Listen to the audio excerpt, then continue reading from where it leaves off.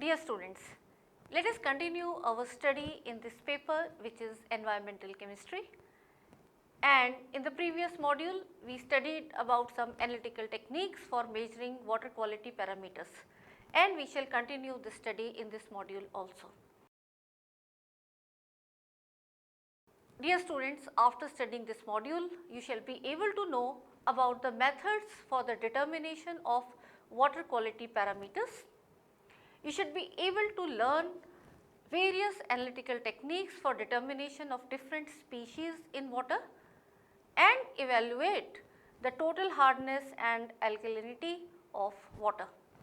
And you shall be able to analyze the different metal ions which are present in water. So, let us begin with the introduction.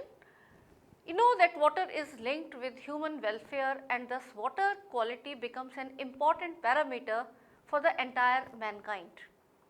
Chemical, physical and biological characteristics of water is what is referred to as water quality. It estimates water condition as per the requirement of biotic species. The ultimate objective is for the formulation of standards which may necessitate extensive treatment prior to use is the protection of the end users, be these be humans or animals or for the agriculture use or for the industrial use.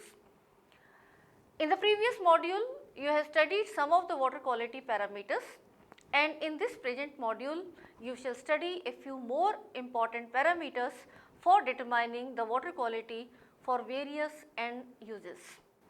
So, let us begin with knowing more about pH. pH is not a new term to you, but let me revise. The pH of water is defined as hydrogen ion concentration in an aqueous solution, and as you are already aware, it is expressed as you can see here, pH is the negative logarithm of hydrogen ion concentration. By definition, pH is the negative base of 10 logarithm of the hydrogen ion concentration in moles per liter. At a pH of 7, you are aware the concentration of hydrogen ions and hydroxyl ions becomes equal, and therefore it indicates neutrality. While pH less than 7 will represent an acidic solution, that is, there is a predominance of hydrogen ions, and pH greater than 7 with a maximum value of 14 will be representing a basic condition where it will be predominance of hydroxyl ions there.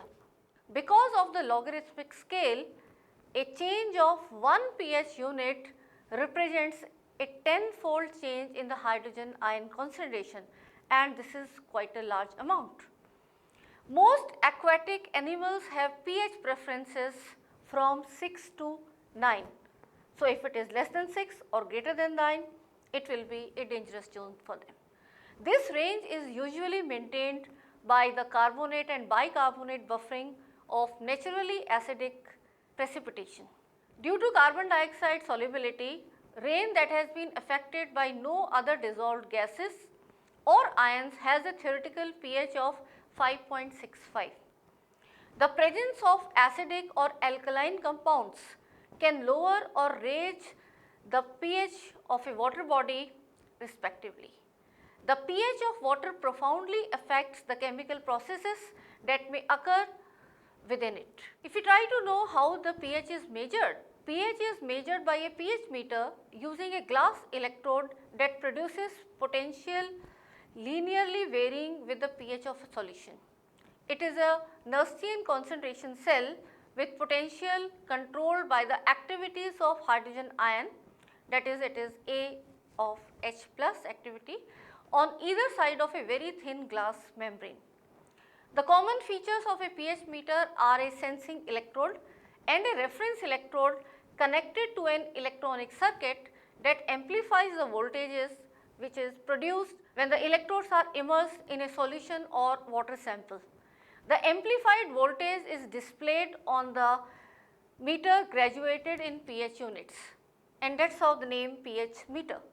Sensing and reference electrodes designed for field use are often combined in one element. A calomel, or you can say silver, silver chloride, potassium chloride reference electrode are used as standard, and they are usually located around the glass electrode. And the pH is calculated by this formula, as you can see here, that is E is equal to constant plus RT upon NF, natural log of activity of hydrogen ion concentration of sample divided by activity of hydrogen ion concentration of the standard, and this can be equated to E is equal to constant 0.058 plus pH at 20 degree centigrade. Now, talking about specific conductance. The ability of water to conduct an electric current is known as conductivity or specific conductance, and it depends upon the concentration of ions present in the solution. Conductivity is measured in millisiemens per meter, and conductivity is also temperature dependent. Thus, if the meter used for measuring conductivity is not equipped with automatic temperature correction, the temperature of the sample should be measured and recorded. Specific conductance is given by, as you can see here, by C into 1 upon A, where C is the conductance and A is the cross sectional area.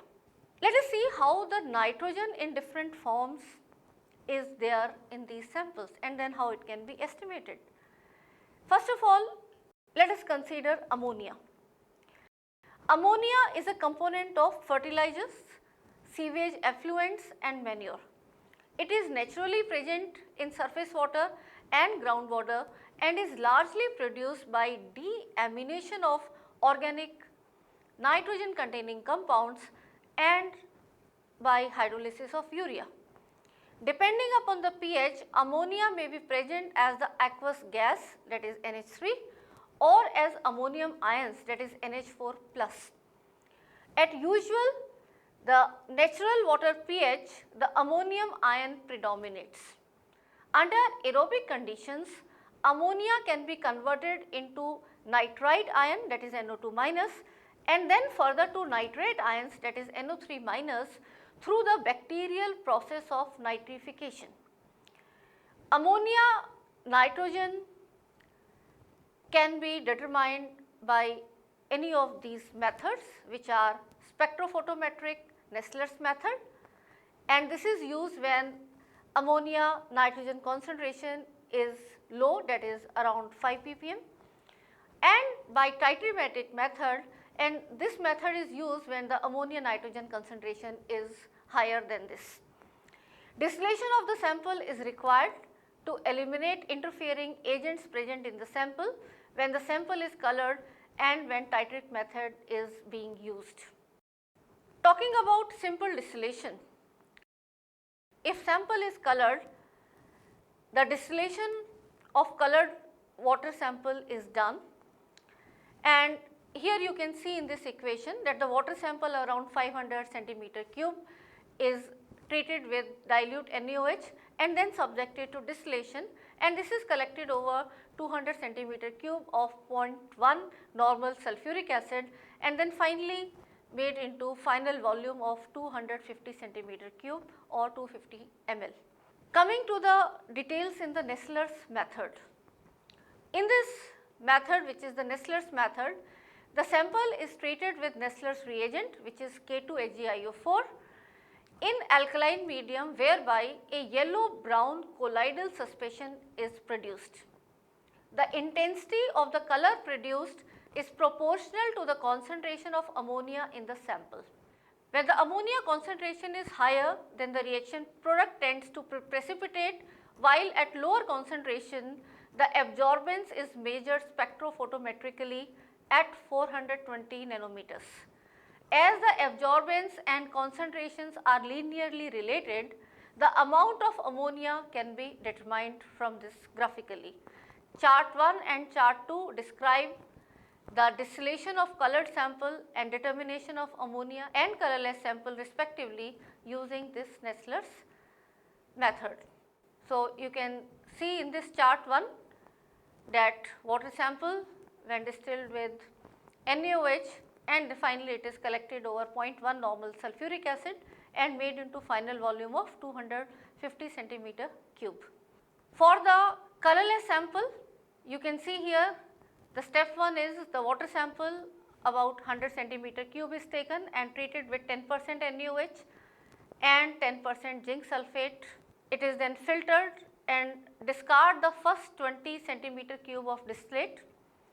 The step 2 is the filtrate 50 centimeter cube of is taken and 50% EDTA 1 drop is added, and then we add the 2 centimeter cube of Nessler's reagent. They are mixed well, stand for 10 minutes, and the absorbance is measured at 420 nanometers. For colorless sample, the distillate sample plus 0.1 normal NaOH plus Nessler's reagent, they are taken, they are mixed well, and the solution is put up on stand for 10 minutes and then measure the absorbance at 420 nanometers. If we talk about how to prepare the Nessler reagents, you can mix together 70 grams of potassium iodide, 160 grams of AgI2 and 160 grams of NaOH in ice cold and dilute it to 1 liter. Alternatively, if you have to prepare lesser amount, then correspondingly decrease these concentrations in a relative manner. Now, after the Nessler's method, let us talk about the Titrimetric method.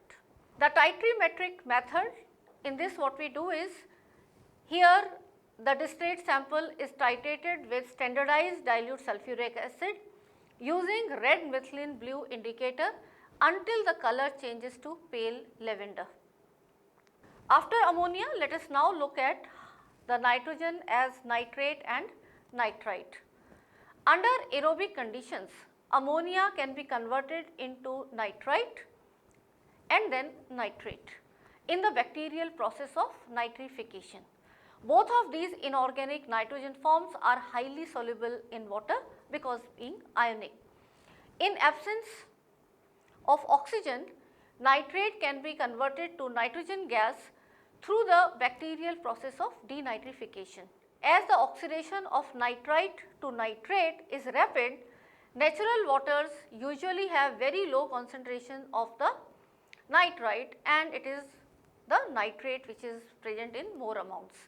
Nitrite and nitrate can be discharged directly to water from fertilizer, sewage and manure sources.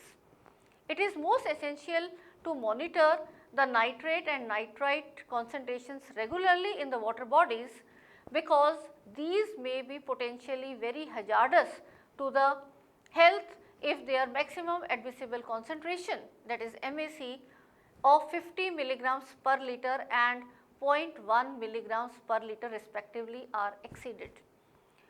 Nitrate is particularly very dangerous for infants below age of 6 months and causes a child disease called as methemoglobinemia, and the permissible limit of nitrates in drinking water is 10 milligrams per liter. Nitrate and nitrite in water may be analyzed spectrophotometrically as well as titrimetrically. If we talk about the spectrophotometric method, here the nitrate and nitrite are reduced to ammonia by the Devada's alloy, which is 50% copper, 45% aluminium and 5% zinc, and this reduction is done in strongly alkaline solutions. The ammonia so obtained is then distilled into excess of acid, and it can be determined by the use of Nessler's reagent. It shows the steps involved in the estimation of the total nitrates and nitrites, and how the conversion of nitrate gets converted into ammonia. You can see in this equation, which is given 3NO3 minus plus 8Al plus 5OH minus plus water. It is going into 8AlO2 minus and production of ammonia.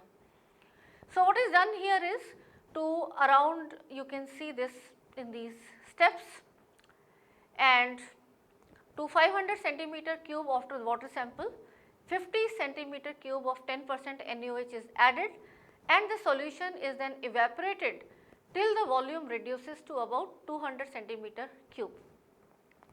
To this solution, 3 grams of this Devada alloy and 30 centimeter cube of 10% NaOH are added in succession. The flask is immediately connected to a vertical condenser whose outlet dips into a receiver which further contains 200 centimeter cube of 0.2 normal sulfuric acid. The mixture is distilled at 50 to 80 degrees centigrade for 1 hour, after which the receiver is disconnected and the volume of the solution in the receiver is made up to 250 centimeter cube. An aliquot of 5 to 10 centimeter cube is taken in a 50 centimeter cube volumetric flask and the pH adjusted to 4.5. Further, 2 centimeter cube of Nessler's reagent is added and the absorbance is measured at 420 nanometers as we have done earlier for the ammonia estimation. So, this method is valid for nitrate concentration greater than 0.5 ppm but less than 5 ppm. So, for concentrations greater than 5 ppm, Titrimetric method will be used, and in this Titrimetric method the distillate can be directly back titrated with the standard alkali which is 0.2 normal NaOH using methyl red as indicator. In the nitrite estimation, the estimation of nitrite is based on a diazotization reaction in which a reddish purple dye is produced by N1-naphthyl ethylene diamine dihydrochloride at a pH of about 2.0 to 2.5.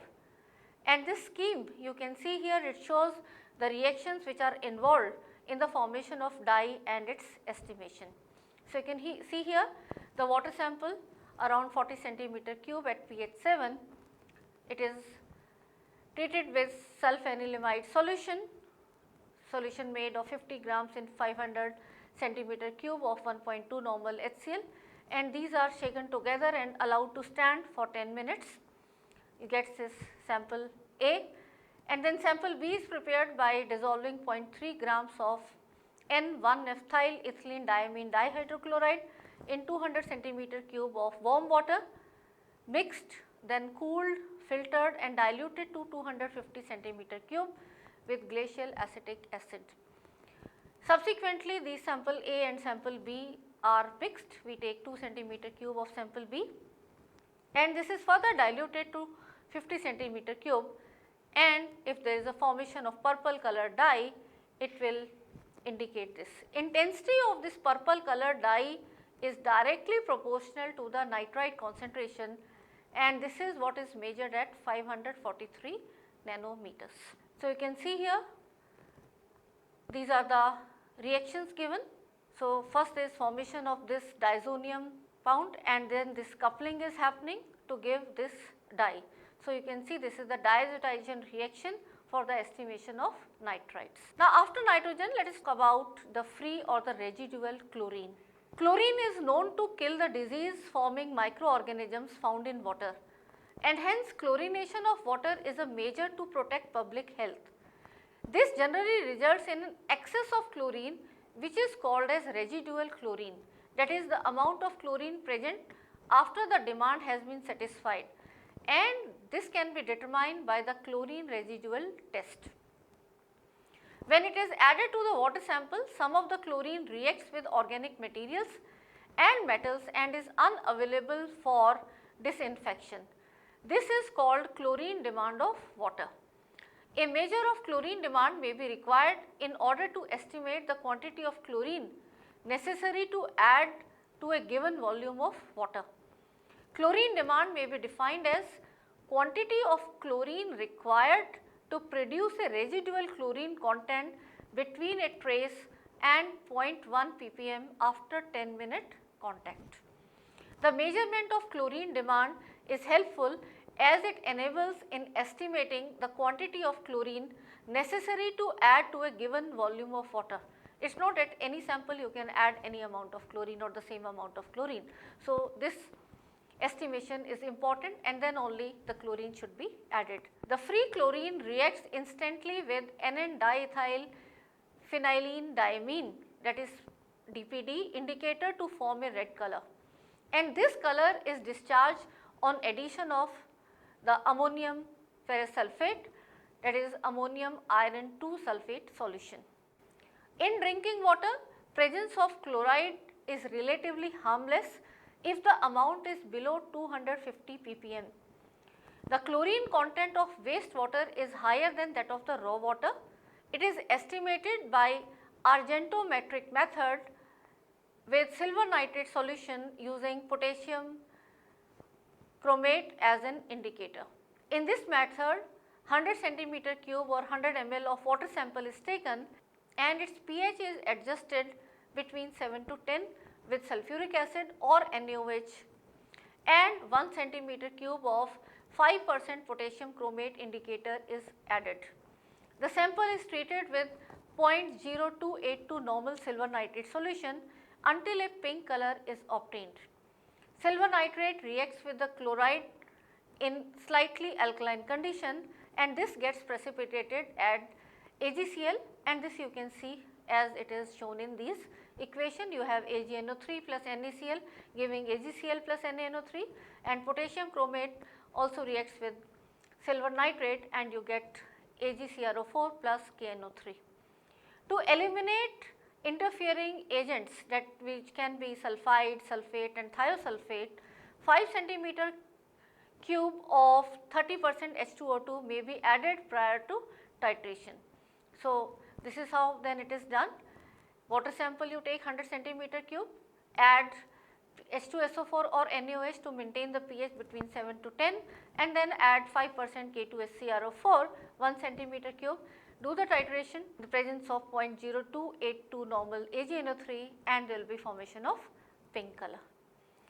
Now, after the nitrogen and chlorine, let us talk about the total hardness and alkalinity of water. Water collects impurities from various sources like soil, rock, sewage, industrial waste and by decomposition of plants and animals, etc. The water thus becomes hard and may not be suitable for various domestic and industrial purposes. Water is classified as hard or soft, you are already aware, depending upon its behavior towards soap solution. Hardness of water is defined as a soap consuming capacity of a water sample, and hardness in water will prevent the lathering of the soap. Soap is made up of sodium or potassium salt of higher fatty acids like oleic, palmitic, stearic, and these salts are soluble in water. Hardness in water is due to the existence of some salts of calcium, magnesium and other heavy metals dissolved in it. So, when soap is used in hard water, the corresponding calcium or magnesium salts of these higher fatty acids are produced, which are insoluble in water and form scum type of material. When soap is used in soft water, gets dissolved and very readily it will be forming leather. A sample of hot water when treated with soap does not give leather because it will result into a white scum or precipitate. We can talk about two types of hardness, one is temporary and another is permanent. Temporary hardness is due to the presence of soluble bicarbonates of calcium and magnesium, and they can be removed by boiling as the soluble bicarbonates get converted into insoluble carbonates. It is also called as carbonate hardness. But when we talk about permanent hardness is because of the presence of chlorides and sulfates of calcium, magnesium, iron and other heavy metals. It cannot be removed by boiling or adding slaked lime because these methods do not precipitate out the calcium and magnesium salts. Carbonate hardness, that is the temporary hardness, and the non-carbonate hardness, which is the permanent hardness, together will constitute the total hardness of the water. Hardness is generally expressed in terms of equivalent of calcium carbonate to make calculations in water analysis easier. It is most convenient to express the hardness caused by different salts in terms of equivalent hardness of a single salt. The choice of calcium carbonate is there because of its molecular weight 100, equivalent weight 50, and moreover it is the most insoluble salt that can be precipitated in water treatment. Hence, all the impurities that result into hardness are first changed in terms of their respective weights equivalent to calcium carbonate. The equivalent weight of a substance, you are already aware, is its atomic or molecular weight divided by its valency or simply the ionic charge for these cases. For calculation of hardness and alkalinity, the equivalent weight of calcium carbonate is considered, which is 50 grams per equivalent or 50 milligrams per milli equivalent. For calcium ion itself, the equivalent weight is 40 divided by 2, that is 20 milligrams per milli equivalent. And if we talk about magnesium ion, the equivalent weight will be obviously 24 divided by 2, that is 12 milligrams per milli equivalent. In calculating the hardness of water sample, the concentration of every cation is converted in terms of milligrams per liter as calcium carbonate using this particular formula, as you can see here, that is milligrams per liter of M2 plus as CaCO3, where it will be equivalent to concentration of M2 plus ion multiplied by 50 milligrams of CaCO3 per milli equivalent, and this divided by equivalent weight of the M2 plus ion in milligrams per milli equivalent. Let us consider an example to understand this. For example, you take a sample of water having 50 milligrams per liter of calcium ions and 10 milligrams per liter of magnesium ions. And then if you have to express the total hardness as calcium carbonate, let us try to understand how it can be done. What you will do is take the concentration of calcium ions, here it is given 50 milligrams per liter. So, divide it by its equivalent weight, which is 20 milligrams per milli equivalent, and you get 2.5 milli equivalents per liter. Now, using the formula that we have discussed, milligrams per liter as calcium carbonate will be then calculated as 2.5, which is this value, multiplied by 50, that is you get 125 milligrams per liter. Similarly, the concentration of magnesium ions, it will be 10 divided by 12, that is 0.833 milli equivalents per liter, and then this will be multiplied by 50, you get 41.65 milligrams per liter as CaCO3 ions. So, the total hardness in this sample will be 125 plus 41.65, that is 166.65 milligrams per liter as calcium carbonate. The hardness of water does not show pollution parameter, but it gives the water quality. Water hardness is expressed in terms of calcium carbonate and is determined by also the complexometric titrations. During the titration with EDTA, Ca2 plus ion first reacts and forms a relatively stable complex, followed by magnesium ion to give a metal EDTA complex, releasing the free indicator in blue color. The Eriochrome black tea is used as indicator and the color changes from wine red to blue at the end point, and this gives the amount of calcium as well as the magnesium ions. The titration is carried out at pH 10 by adding ammonia ammonium chloride buffer. And as you can see here, this is depicted that calcium or magnesium in the hard water, you first do the titration with EBT blue in the pH 9 to 10, where you get wine red color for this complex, and then with EDTA it will be further rendered colorless. Calcium ion is estimated selectively at very high pH at highly alkaline medium, that is pH 12 to 13, and Mg2 plus gets precipitated as magnesium hydroxide in the presence of chalcone indicator. The change in color is then from pink to blue. So, now we move to alkalinity. Hardness is commonly confused with the term alkalinity. Alkalinity expresses the amount of acid, that is hydrogen ion, which water can absorb as buffer before achieving a designated pH. Alkalinity of a sample of water is due to the presence of hydroxyl ions, HCO3 minus ions and carbonate ions, or the mixture of two ions present in them. The possibility of OH minus and HCO3 minus together is not possible, since they will combine to form further CO3 2 minus, that is the carbonate ion. The alkalinity due to different ions can be estimated separately by titration against standard acid solution using selective indicators such as phenolphthalein and methyl orange. So, you can see all these equations, that is how these ions will be reacting with H plus and giving you corresponding.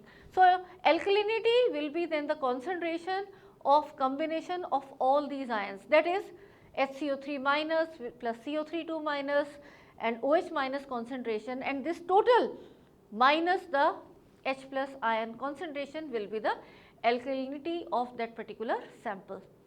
The neutralization reaction up to phenolphthalein endpoint shows the completion of the reactions 1 and 2 only. Thus, the amount of acid used is equal to complete neutralization of OH minus plus half neutralization of CO3 2 minus. The titration of water sample using methyl orange indicator gives the completion point of the reactions 1, 2 and 3, as you can see here. The further amount of acid added after the phenolphthalein endpoint corresponds to 1/2 of the normal carbonate and all the bicarbonates, and the total amount of acid used gives the total alkalinity because all ions present in water sample. The alkalinity is then expressed in terms of equivalents or in milligrams per liter as CaCO3. After the hardness and alkalinity, let us move to metals. The presence of metals in water is a subject of serious concern because of the toxic nature of many metals. Some metals are good, but then many are harmful as times. Metals can neither be degraded nor be metabolized. And these are examples of ultimate persistence. Some metals are essential, others may negatively affect water consumers, wastewater treatment systems and the receiving waters. And some metals may be either beneficial or toxic depending upon their concentration. Metals enter the living organisms either as inorganic salts or as organometallic derivatives, and amongst the heavy metals, especially the mercury, lead and cadmium are the ones that have most severely affected our environment, and their permissible limits you can notice it is 0.001 for mercury, 0.05 for lead and 0.01 ppm for cadmium respectively. And if it is higher than this, it is really dangerous to the human lives, to the animals and aquatic life and so on. And if we consider these one by one, mercury is discharged into water bodies by both natural as well as man-made sources. Organic mercury compounds have been found to be most toxic, and mercury is estimated by spectrophotometric and flame atomic absorption method. In the spectrophotometric method, it is based on reaction of Hg2 plus ions with dithizone in acidic medium, where we take one normal sulfuric acid as the acid. The orange complex formed by reaction is then extracted into CCl4 and the absorbance is measured at 490 nanometers. The sensitivity kept as 2 to 10 micrograms, and in the flameless atomic absorption method, the steps used in the techniques are: the sample is first digested with sulfuric acid or the nitric acid followed by oxidation with a mixture of H2O2 and KMnO4. Subsequently, the NaCl NH2OH mixture is added to destroy the excess of oxidizing agents, and the solution is further treated with SnCl2 to reduce the mercuric ion into elemental mercury. As you can see in this equation, Sn plus 2 reacting with Hg plus 2, we have the formation of Sn plus 4 and mercury. The elemental mercury so produced is then volatilized and directed to an atomic absorption spectrophotometer. The absorbance is then measured at 253.7 nanometers, and the intensity of the absorption is directly proportional to the concentration of mercury. So, that is how the mercury estimation can be done. Coming to lead, the most common source of lead is the weathering of rocks, industrial, mining, smelter discharges and so on. Natural water generally contains up to 200 ppb of lead. Lead is dangerous and is a serious cumulative body poison. Several methods have been reported for analyzing lead. The spectrophotometric method is the most commonly used out of these. Lead can be measured by directly aspirating the sample into an air acetylene flame and measuring the absorbance at 283.3 nanometers. For the lower concentration of lead, complexation is done, wherein the sample is treated with ammonium pyrrolidine dithiocarbamate and extracted into methyl isobutyl ketone. Aspiration of the methyl isobutyl ketone complex extract into the flame of an AAS is done, and that is how the estimation is done. Coming to arsenic. Arsenic is a metalloid and it exists in two oxidation states, that is 3 and 5. The lower valent compounds of arsenic are more toxic. Acute arsenic poisoning can arise from the ingestion of as little as 100 milligrams of it. Natural phenomena like weathering and volcanism as well as anthropogenic sources contribute to the arsenic compounds in the environment. And if we talk about their determination or the estimation, then we have the Gudget method. In this method, the arsenic is first reduced to AsH3, which is called as arsine, by a solution of zinc in acetic acid, and this is done in a Gudget generator, and hence its name. The AsH3 so formed is then passed into through a scrubber containing glass wool impregnated with lead acetate solution, and then passed through an absorber containing silver diethyl dithiocarbamate dissolved in pyridine. A soluble red complex is formed by reaction of arsenic with silver salt, and the absorbance of this complex is measured at 535 nanometers. This method is also called as silver diethyl dithiocarbamate method, and the sensitivity of this method is quite high and can accurately measure the concentration ranges from 0.002 to 0.1 ppm. In atomic absorption spectroscopic method, the AsH3 so formed is directly aspirated into argon hydrogen flame and measured at 193.7 nanometers. By this method, the arsenic can be estimated even below 2.4 ppb. Coming to cadmium. Cadmium is again very toxic and poisonous and may cause adverse changes in the arteries of human kidneys. The source of cadmium in water body is mainly industrial waste from plastic and ceramic industries. On reaction with dithiazone, Cd plus 2, that is the cadmium ion, forms a pinkish red colored complex which can be extracted with chloroform and then measured at 518 nanometer by spectrophotometer. For atomic spectrophotometric method, the sample is directly fed into air acetylene flame and the absorption is measured at 229 nanometers. Coming to chromium, Hexavalent chromium reacts with S-diphenyl carbazide in acidic medium to form red violet colored solution, the absorbance of which can be measured at 540 nanometers. AAS method is similar to cadmium except that the absorption is in this case measured at 358 nanometers. So, dear students, let us now summarize what we have learnt in this module. We have studied that acidity and alkalinity are important parameters of water quality standard and measure the quantitative capacity to react with strong base and buffering capacity of a water body respectively. We also studied that hardness is often used to measure the quality of water supplies.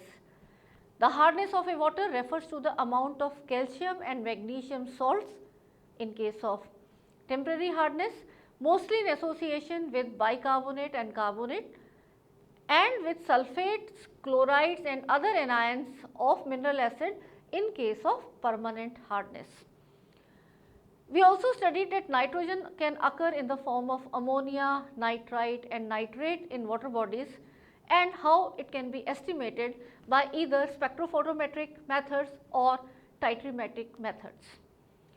We also studied that chlorine is used to protect the public health by killing microorganisms found in water which cause disease, but the chlorine residual test is used to measure the total amount of chlorine present as a residual, that is the amount of chlorine present after the demand has been satisfied. We also studied the presence of metals and metalloids in water bodies. They are subject to serious concern because they are very toxic even at very low concentration. And we studied that how atomic absorption spectroscopy is the most common used technique for estimation of metals in water sample, and it consists of a light source which emits light of a particular wavelength, an atomizer, burner unit for introduction of a sample into the flame, a monochromator or a filter to isolate the characteristic wavelength, and finally a detector and a recorder.